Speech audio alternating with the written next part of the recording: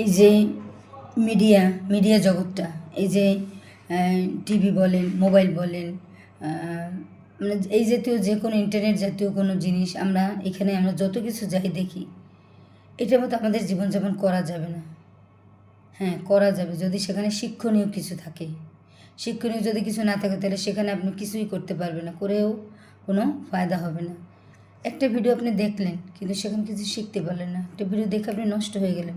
কিন্তু না, কিছু কিছু ক্রিয়েটররা আছেন যারা সুন্দর সুন্দর শিক্ষণীয় ভিডিও বানান, আপনারা তাদের ভিডিও দেখেন, আপনারা তাদের ভিডিওগুলো দেখে নিজের জীবনের সাথে মেলান, তারপরে সেই অনুযায়ী চলেন। এখনও সময় আছে, নিজেকে শুধরানো যায়, এখনও সময় আছে সঠিক পথে চলা যায়, এখনও সময় আছে খারাপ পথ থেকে ভালো পথে আসা যায়।